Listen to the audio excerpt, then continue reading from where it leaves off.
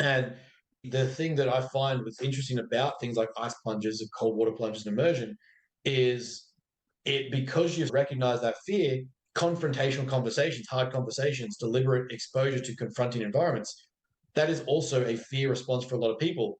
Isolating that fear adaptations they have and going, well, exposing something like ice cold water, that's also a fear response. What we're seeing is a very similar physiological response. It's just the context and environment is different. If I can train you to do this thing, and that is expose yourself to ice cold water when your brain's telling you this is dangerous, don't do it, chances are we can cross translate this to the field of your workplace, your relationship, your friendships, your business, your training, and say, hey, boss, this was not my fault. Here's the evidence. I did these things. I take accountability of my workload, but this wasn't on me. It was on you.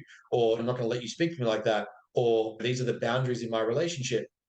The ability to do the hard thing here translates to the hard things that you're ignoring elsewhere in the rest of your life. And that's what I find is so useful in developing mental resilience, developing mental toughness in these exposures, deliberate exposure that you're doing here, to me, would have those implications elsewhere in the rest of your life. That's what I like about the cross translation. I try to teach this to my athletes is that these developments, these exposures, and these stress responses are beneficial outside of your sport. They're beneficial outside of the single plane environment that you operate in. You'll notice that you start to do things, harder things in other areas of your life. You'll notice that if you regulate emotions, regulate impulse control, like confront fears or do something that's fear inducing, you'll be more confident to do that somewhere else for a productive, beneficial reason.